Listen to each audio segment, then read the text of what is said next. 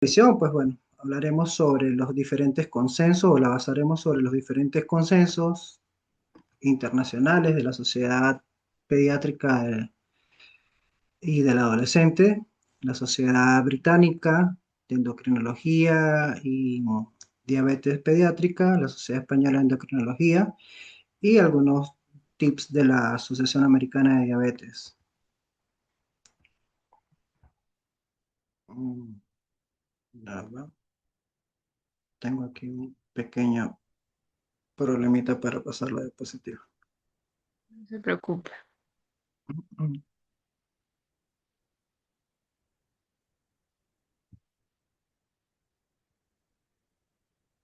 Ujú. Ok, cuando hablamos de cetoacidosis diabética nos referimos a que esta es la complicación aguda más frecuente en niños con diabetes, siendo así la manifestación extrema de la deficiencia de insulina y en ocasiones pues el comienzo de la enfermedad. No siempre el niño cuando se manifiesta con el cuadro de cetoacidosis diabética ya previamente es diagnosticado, no. A veces la cetoacidosis per se es la forma de presentación de este cuadro clínico. Obviamente, pues es la causa más frecuente de hospitalización del niño diabético y es el trastorno endocrino metabólico más frecuente como motivo de ingreso a las unidades de cuidados intensivos pediátricos. Su mortalidad oscila entre el 1 al 5% y pues sabemos que la reducción en su incidencia es un objetivo fundamental en el tratamiento de niños y adolescentes con esta patología de base.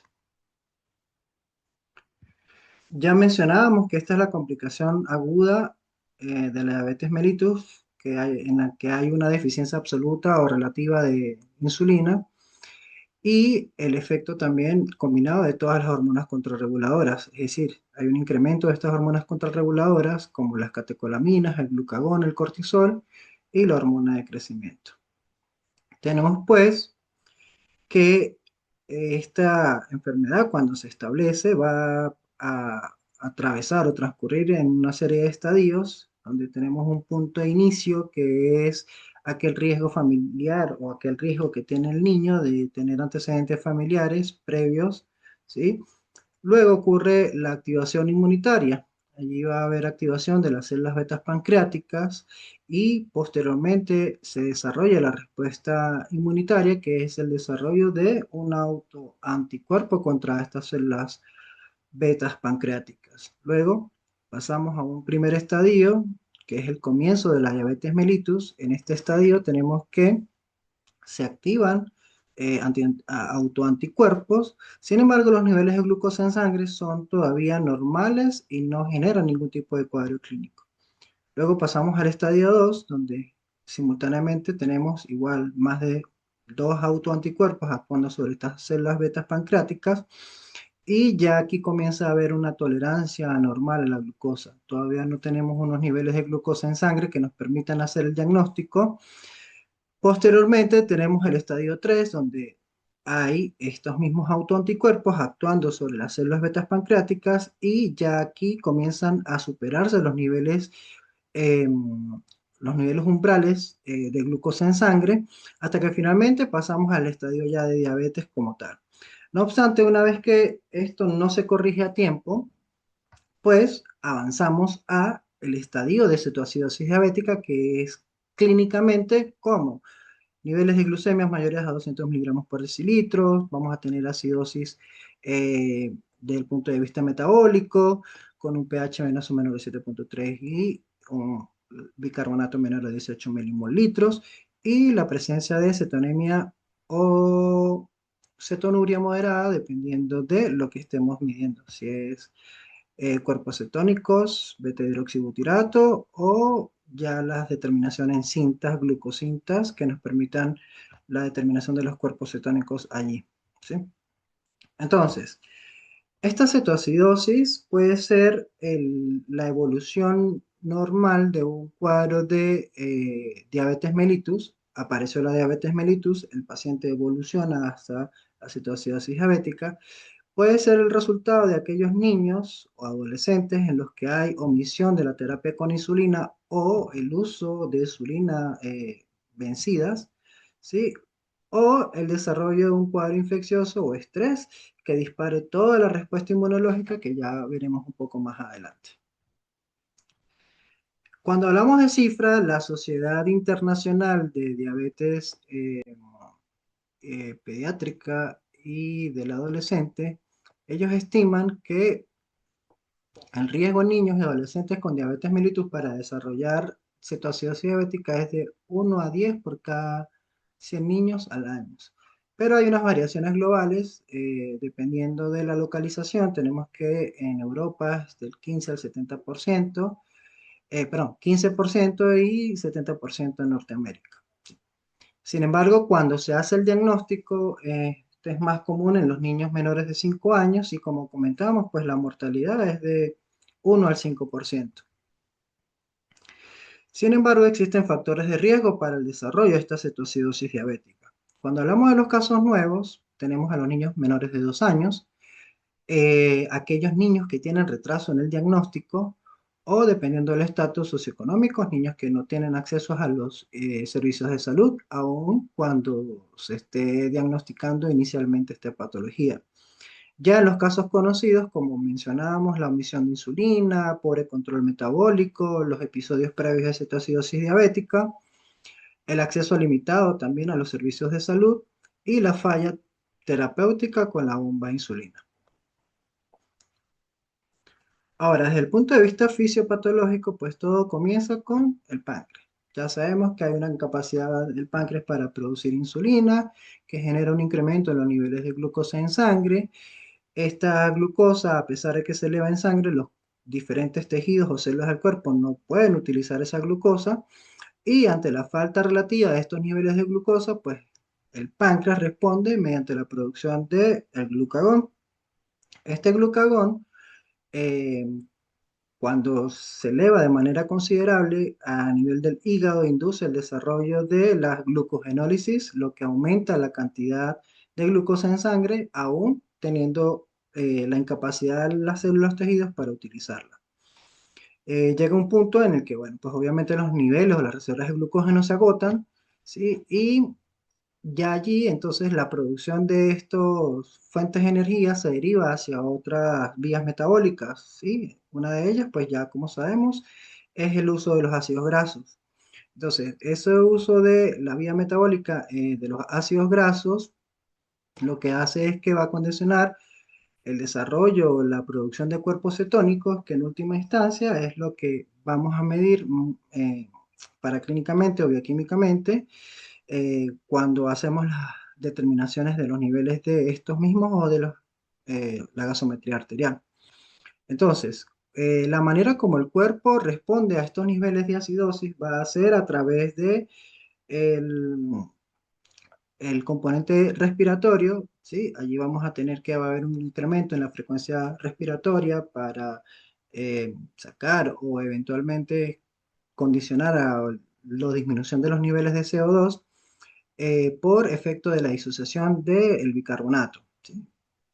Entonces, posteriormente, ¿qué ocurre? En el riñón, pues también el riñón va a tratar de depurar estas moléculas con la consiguiente aparición de la cetonuria y la glucosuria. Entonces, estas características que finalmente conlleva en toda la evolución de la patología, como la acidosis metabólica, la hiperglicemia y la cetonuria, son parte de los criterios diagnósticos para la cetoacidosis diabética.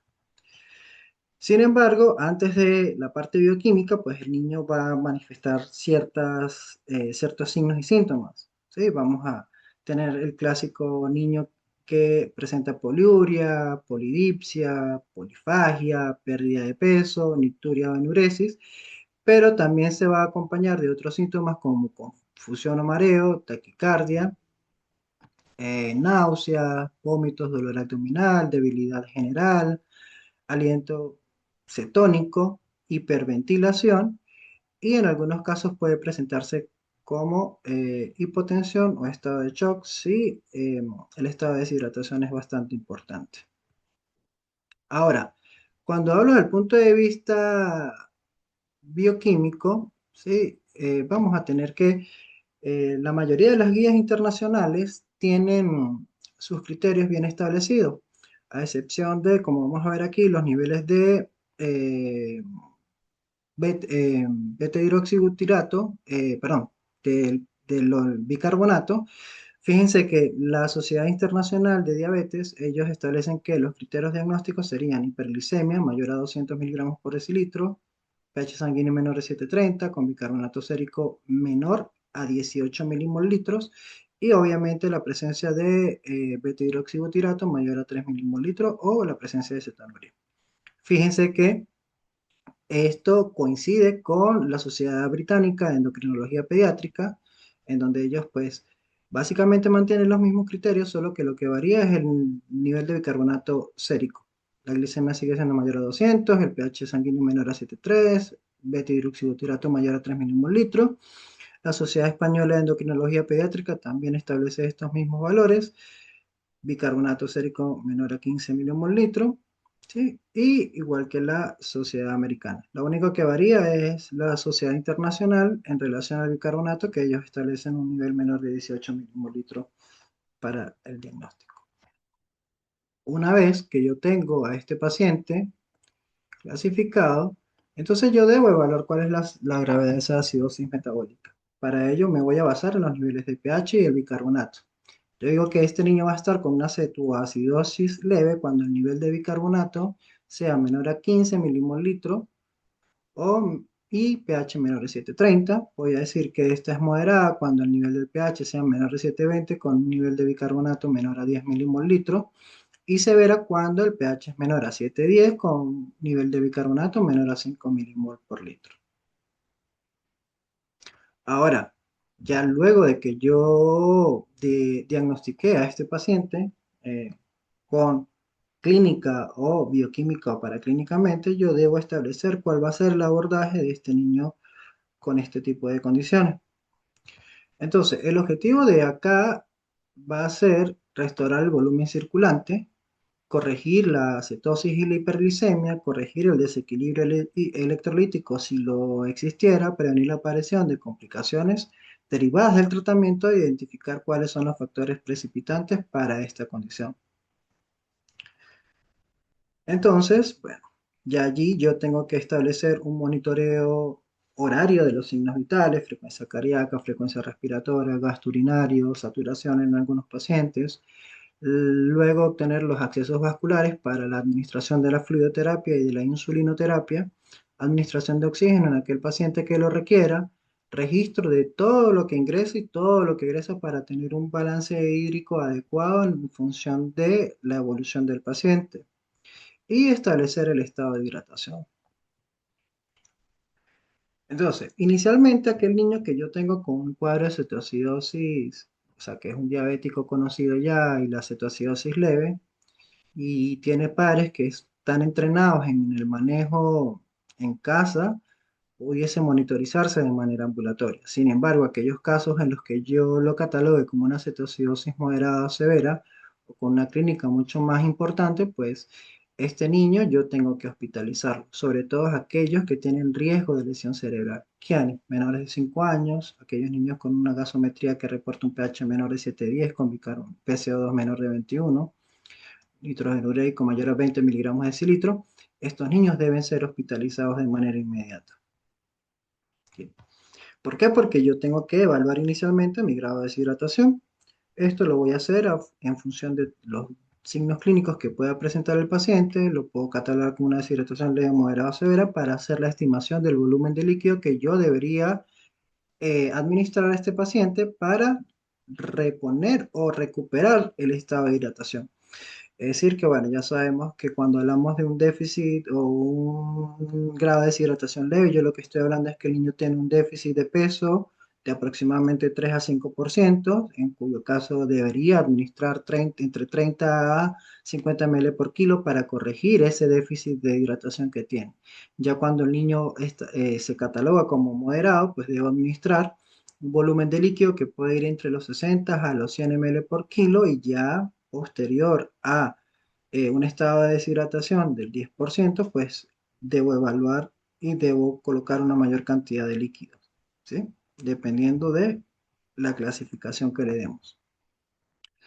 Pero también debo estar pendiente de todo lo que es el estado neurológico de este paciente. ¿Por qué? Porque sabemos que una de las complicaciones principales de este niño va a ser el edema cerebral por los cambios en las osmolaridades, ¿sí? Entonces, pues debo estar reevaluando hora a hora todo lo que es su estado neurológico con la escala de coma de Glasgow modificada para los lactantes y la que usamos de manera rutinaria para los niños mayores. ¿Por qué? Porque como les comentaba, pues hay un riesgo de edema cerebral. ¿Y cómo sé yo que el niño puede estar o estar desarrollando un estado de edema cerebral? Pues aquel niño que manifieste cefalea, que esté irritable, aquel niño donde tengamos una verificación del pulso que sea de manera lenta, que aumente la presión intracraniana, que haya una alteración en los niveles de conciencia y aquellos niños que pues sean menores de 2 añitos o eventualmente con un pH sanguíneo menor de 7,10. Desde el punto de vista paraclínico, pues debo solicitar hemograma. Este va a ser importante porque, como les comentaba, hay algunos niños que el desarrollo o el factor precipitante son los procesos infecciosos. Entonces, si tenemos un paciente con leucocitosis, con algún foco evidente desde el punto de vista pulmonar, urinario, piel, incluso en algunos casos parasitarios que desarrolle episodios eméticos y de evacuación líquida, pues el hemograma junto con otros paraclínicos pues nos deben orientar a cuál es la causa. Obviamente glicemia venosa y capilar, la determinación del funcionalismo renal, electrolitos séricos es súper importante, llámese sodio, potasio, cloro, magnesio, calcio, fósforo. Si está disponible la determinación de cuerpos cetónicos, específicamente beta-hidroxibutirato, gasometría arterial importante también para determinar la severidad y el estado de acidosis del paciente, uroanálisis y bueno, como les comentaba, estudios microbiológicos o radiológicos, dependiendo si sospechamos de una infección. También debemos hacer cálculo de la brecha aniónica o anion gap, que también es importante para catalogar si está elevado o no. Ya sabemos que no es más que restarle el sodio, ok, el, la sumatoria del bicarbonato más cloro con un valor de más o menos 10, 12, más o menos 2, y la osmolaridad. La osmolaridad es importante, como vamos a ver más adelante en el manejo, porque en función de ella es que podemos tener el desarrollo del edema cerebral en estos pacientes. Ahora, acá tenemos la piedra angular del manejo de estos niños. Iniciamos con la hidratación, el manejo de insulinoterapia, la administración de electrolitos y el tratamiento del factor de precipitante si lo identificamos como, por ejemplo, una infección de cualquier etiología. Entonces, cuando hablamos de hidratación, tenemos que todos los estudios posteriores en relación al manejo de la fluidoterapia en estos niños parte de este estudio. Este fue un ensayo clínico de infusión, de frecuencia de infusión de líquidos en niños pediátricos con cetoacidosis diabética, que fue realizado en 1.389 niños menores de 18 años con el diagnóstico de cetoacidosis diabética. Ellos lo que compararon fueron la administración lenta versus una administración rápida de fluidos utilizando soluciones salinas al 0,45 o 0,9%. ¿Qué evaluaron ellos? Pues hicieron la comparación en cuanto a los resultados neurológicos agudos, es decir, alteración en el estado mental de estos niños y la ocurrencia de lesión cerebral en ellos. Este ensayo, que fue el PECAR Fluid, pues ellos concluyeron que no demostró diferencias significativas en cuanto a la alteración del estado mental ni en el diagnóstico clínico de estos niños en función de la lesión cerebral en ninguno de los dos grupos de tratamiento, ¿sí? Y por supuesto, pues tampoco el estado neurocognitivo a largo plazo, pues tampoco tuvo ningún tipo de repercusión. Em, Sin embargo, lo importante de ello es que a partir de los resultados de este estudio se sugiere que el clínico puede utilizar cualquier variedad de protocolos de fluidoterapia para tratar a estos niños con cetoacidosis diabética. Y pues obviamente que no debemos hacer restricción de la administración de fluidos si los signos clínicos que nos está presentando el paciente sugieren la necesidad de expandir el volumen circulatorio. Entonces, el objetivo de la rehidratación sería restaurar el volumen circulante que va a estar repletado, reemplazar el déficit de agua y de sodio que puedan tener estos pacientes, mejorar la filtración glomerular y la eliminación no solo de glucosa, sino también de las cetonas en sangre. Entonces, pues el tipo de fluido será inicialmente solución salina 0,9% o Ringer lactato, que va a depender de la condición en la que se presenta nuestro paciente. Si yo tengo un paciente que no tiene shock, ¿sí? Lo que administro son 20 ml por kilo de solución 0,9 o Ringer lactato en una hora, y este volumen de líquido yo debo restárselo al total de líquidos que voy a administrar para 24 horas. No obstante, el niño que está en estado de shock, debo hacer la resucitación como lo establecen los protocolos a nivel internacional, 20 ml por kilo de solución salina 0,9 o Ringer lactato que debo administrar en 20 o 30 minutos y que debo repetir si el paciente persiste inestable hemodinámicamente. Esto no debo restárselo, a diferencia del niño que no está en shock, no debo restárselo porque se supone que es la reposición o la restauración del volumen circulante que está depletado en ese momento. Y lo otro es el déficit calculado, que como comentaba, bueno, calculo si es un déficit del 3% al 5% y dependiendo de ello, administro ese volumen de líquidos, pero en 48 horas. De manera tal que el requerimiento, es decir, el volumen circulante ya restablecido de este paciente va a ser, no es más que la sumatoria del déficit más sus líquidos de mantenimiento, que en este caso será el Holvia y Cigar. Pasamos a la insulinoterapia y la insulinoterapia, los objetivos es que esta va a ser súper importante para suprimir la lipólisis y la cetogénesis, aparte de normalizar la glucemia. Por otro lado, esta pues debe administrarse de manera intravenosa luego de la fluidoterapia de expansión y en conjunto con el inicio de la hidratación de mantenimiento. Entonces, cuando hablamos de insulina, pues sabemos que la vía es eh, intravenosa, no debo administrarla en vuelo por el riesgo de que este paciente desarrolle shock por descenso de la presión osmótica y generar un estado de hipocalemia severo, y debe ser insulina cristalina. La dosis, bueno, va a depender. Generalmente la dosis en pediatría va desde 0,05 a 0,1 unidades por kilo hora. Sin embargo, en algunos momentos podemos, dependiendo de los niveles de glucemia, como vamos a ver en la siguiente diapositiva, aumentar o disminuir esa infusión de insulina, pero debemos hacer un seguimiento estricto para ello. ¿Cómo la diluyo? Bueno, existen varias maneras. Una de ellas es diluir 50 unidades de insulina cristalina en 50 ml de solución, donde una unidad va a corresponder a un ml, o 10 unidades de insulina cristalina en 100 ml de solución, donde voy a tener una unidad de insulina cristalina por cada 10 ml. En cuanto a la duración de la terapia, pues yo debo mantener esa dosis de 0,05 a 0,1 unidades por kilo por hora hasta que haya resolución de la cetoacidosis. ¿Cómo lo sé? Cuando tenga una gasometría que reporte nivel de pH mayor a 7,30, bicarbonato sérico mayor a 15 o 18, dependiendo de por qué protocolo o por qué consenso nos guiemos, y niveles de beta-hidroxibutirato menor a 1 milimol por litro. Ahora, cuando yo inicio la insulinoterapia, pues tenemos que de manera secundaria va a haber un descenso en los niveles de glicemia, ¿sí? Posteriormente, y luego de iniciar la terapia con insulina, su concentración en plasma va a disminuir generalmente a una velocidad de 2 a 5 milimol por litro.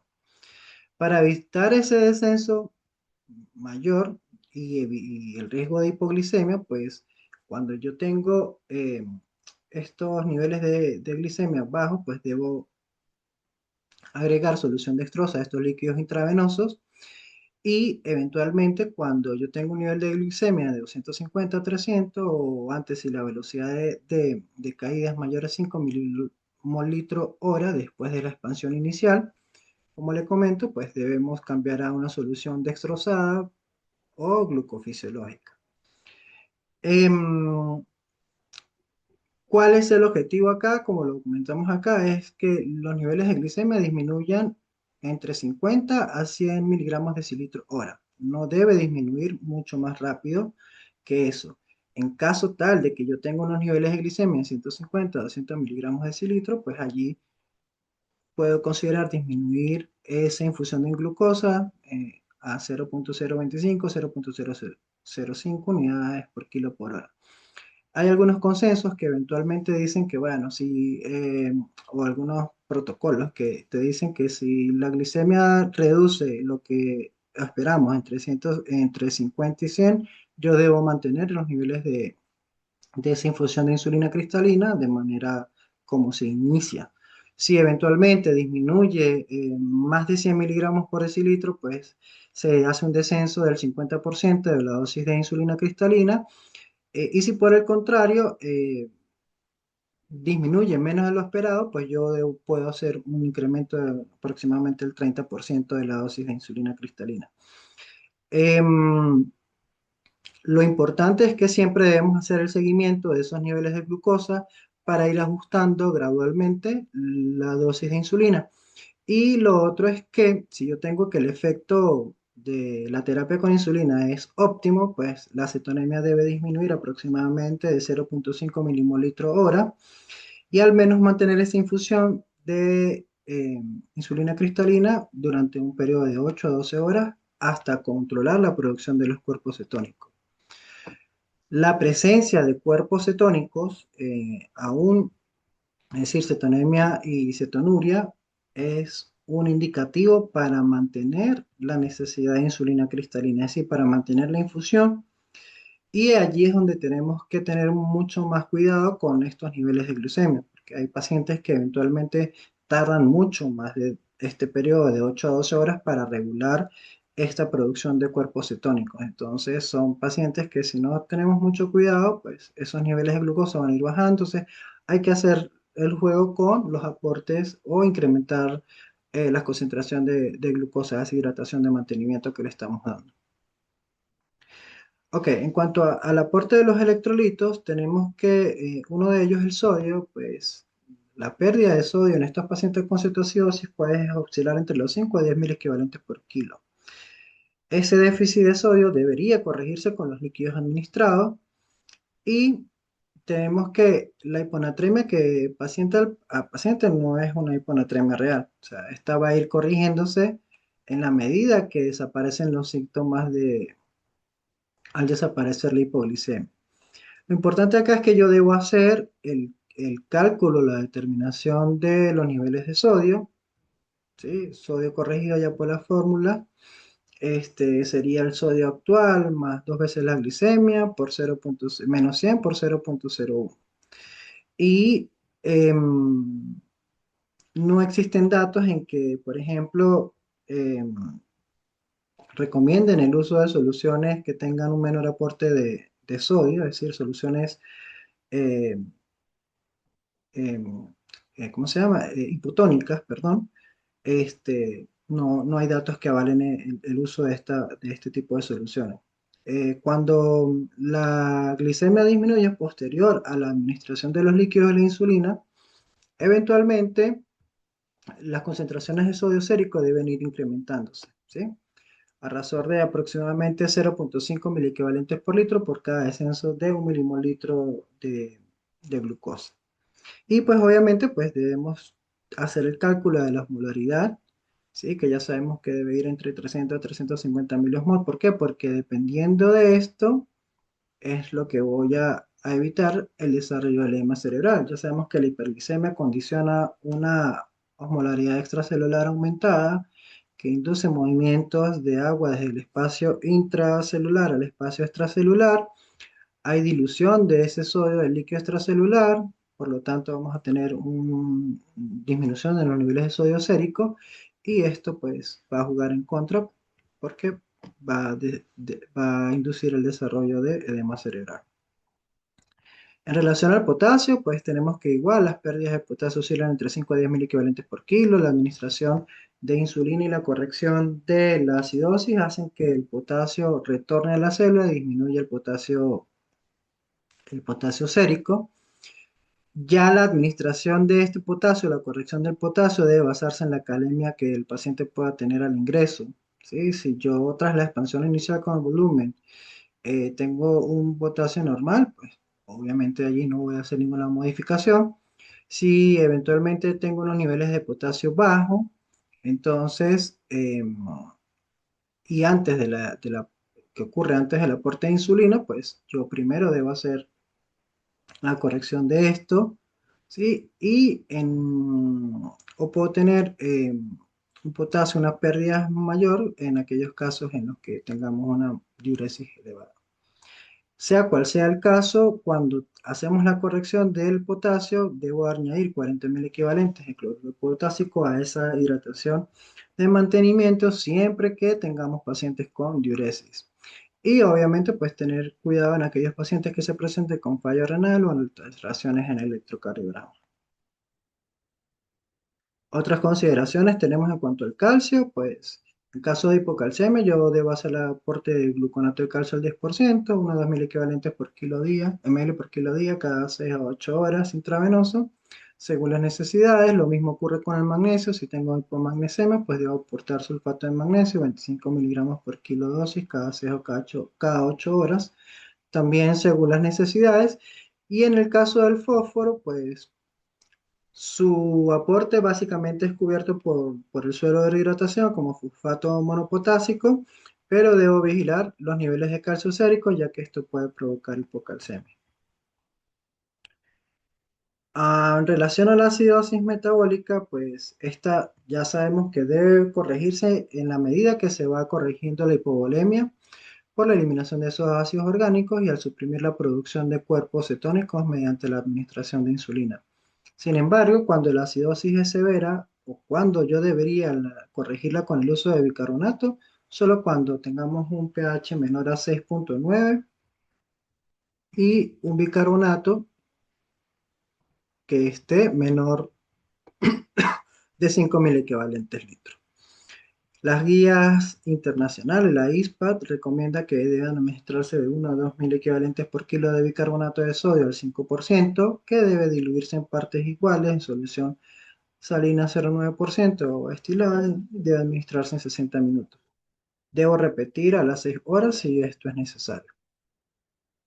Ahora, en cuanto al inicio de la vía oral y la transición a la insulina subcutánea, el inicio de la vía oral se recomienda cuando ya exista mejoría tanto clínica como paraclínica del paciente. Es decir, que el niño esté vigil, que esté activo, que tolere líquidos, que no presente náuseas, que no presente dolor abdominal.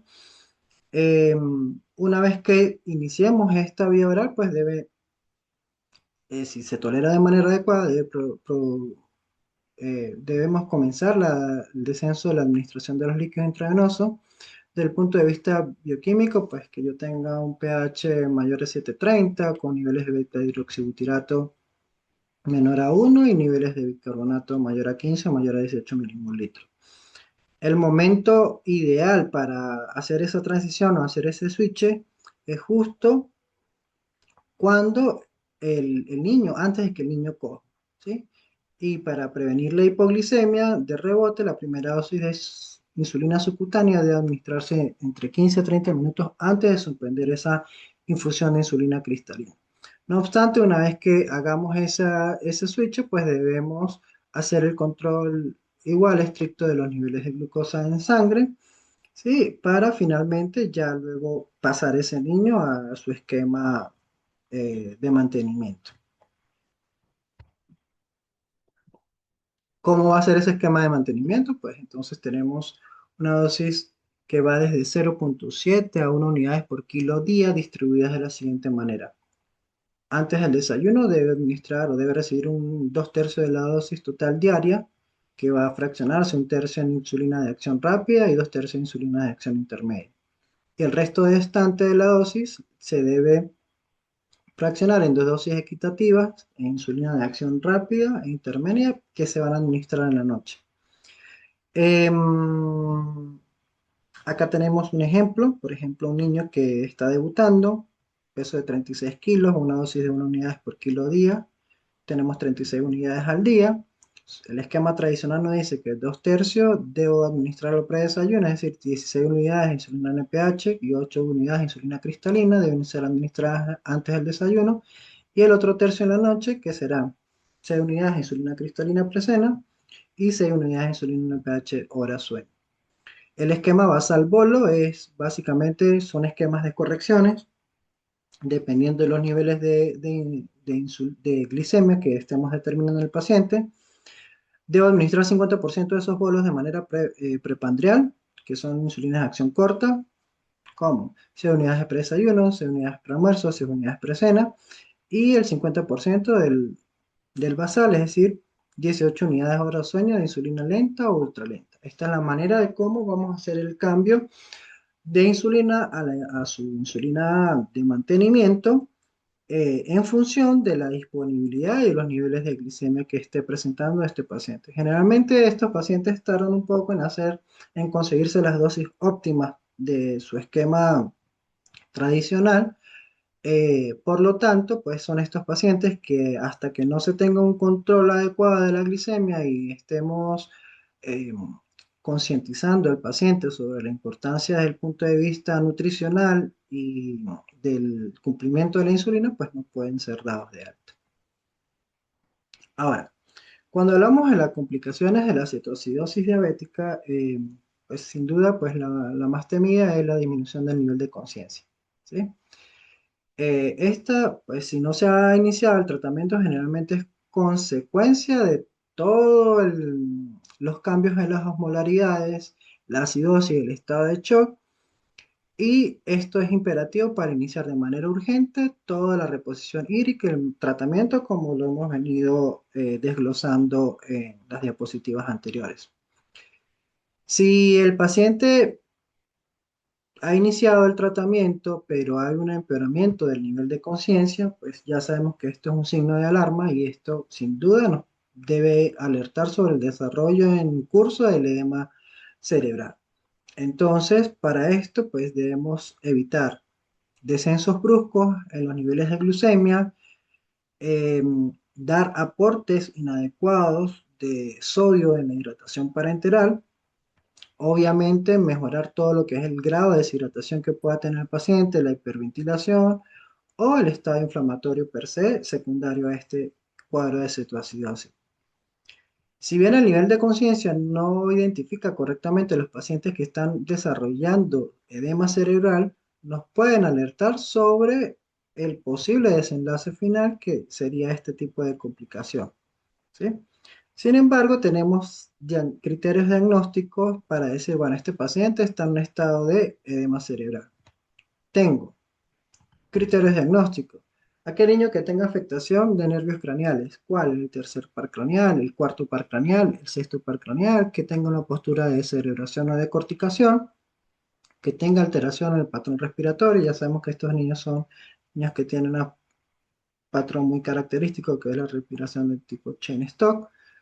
¿Cuáles serían los criterios mayores? Aquel niño que tenga alteración del estado de conciencia, que haya una disminución de la frecuencia cardíaca en menos de 20 latidos por minuto sin una causa justificada y que el paciente presente incontinencia. Dentro de los criterios menores, otros síntomas como vómito, signos, cefalea, letargia, tensión arterial diastólica mayor a 90 milímetros de mercurio y menores de 5 años. ¿Cómo hago yo el diagnóstico? La presencia de dos criterios mayores, de un criterio mayor, dos criterios menores, y esto tiene una sensibilidad del 92%.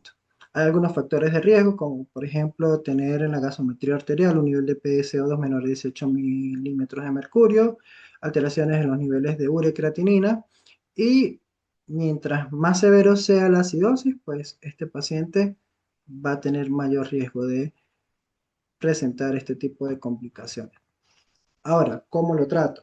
Pues bueno, lo importante acá es establecer una valoración continua del estado neurológico, escala de coma de Glasgow, hora a hora, otros datos como por ejemplo alteraciones en las pupilas, signos de focalización neurológica, hipertensión, desautorización inexplicable. Debo excluir el diagnóstico de hipoglicemia. Em, una vez que esto se establece, debo disminuir los niveles o el aporte de líquidos que el paciente esté recibiendo a la mitad hasta que la situación mejore. Y el manejo debo hacerlo o con mannitol a dosis de 0,25 gramos por kilogramo intravenoso durante 20 minutos. Si no hay respuesta en 30 a 60 minutos, puedo repetir la dosis. O puedo utilizar solución salina hipertónica al 3%, una dosis de 5 a 10 ml por kilo en 30 minutos. Si se precisa ventilación mecánica, obviamente, pues la meta sería mantener un nivel de PCO2 mayor a 27 milímetros de mercurio. Y obviamente este paciente pues debe ser manejado en una unidad de trauma shock, una unidad de cuidados intensivos pediátricos, siempre y cuando sea posible.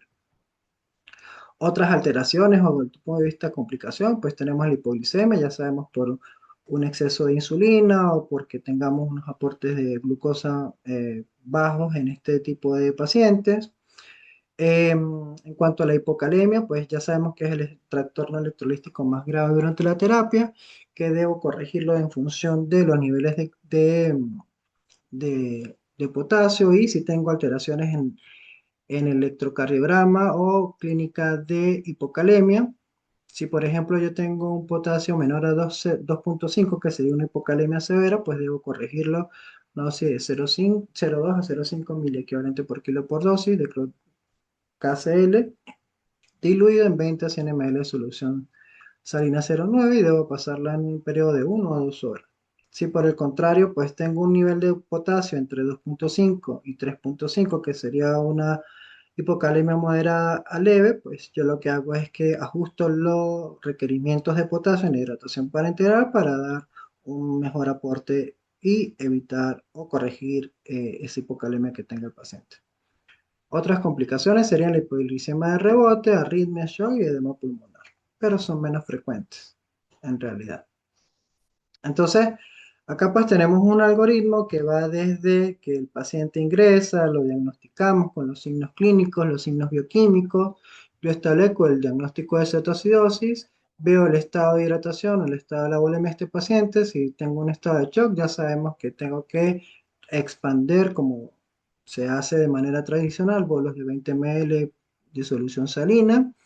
Si tengo alteración en el nivel de conciencia, pues debo ver si es necesario la ventilación mecánica.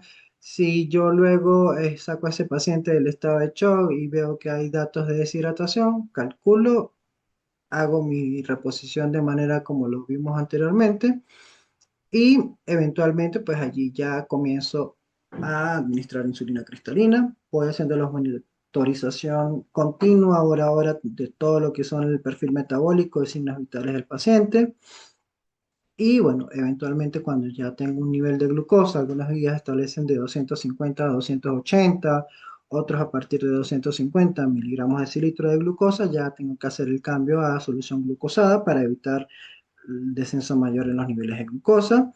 Voy ajustando las tasas de insulina cristalina en función de los niveles de glucosa, como les venía comentando anteriormente, y ya si eventualmente el paciente tengo que hay una mejoría tanto clínica como paraclínica, inicio la tolerancia oral y inicio el esquema subcutáneo de insulina que va a ser su mantenimiento de sostén.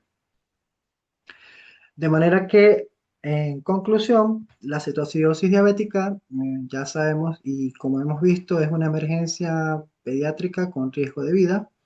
Su fisiopatología, pues ya sabemos que se centra en la deficiencia de insulina parcial o absoluta. El manejo terapéutico es complejo y preciso. Vimos cómo los diferentes protocolos establecen un manejo bien detallado.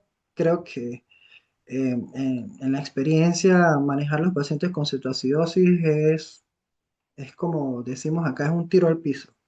Es decir, si usted sigue el protocolo, el paciente debería mejorar de manera satisfactoria en un periodo de tiempo que puede ir desde el corto a un poquito más del previsto, pero siempre el paciente debería mejorar. Es una patología que, pues, como les digo, tiene protocolos establecidos, que es como lo dice acá a continuación, tiene un monitoreo estricto e intensivo durante su manejo porque es monitorización horaria de múltiples factores, signos vitales, componente bioquímico, diuresis, estado neurológico. Entonces, de verdad que manejar al paciente con cetoacidosis es un poco laborioso, pero gratificante desde el punto de vista una vez que el paciente se recupera. Y la prevención y la educación rigurosa son fundamentales. Son estos niños que hay que hacer mucho insight en relación al cumplimiento y la adherencia a la insulinoterapia, a mejorar el estado nutricional, la alimentación, los estilos de vida. Entonces, esto pues realmente juega un papel muy, muy importante y digamos que es un punto a favor en que en el momento que se logra, pues es poco probable que el niño llegue descompensado a las salas de urgencia. Entonces, por su atención, muchísimas gracias.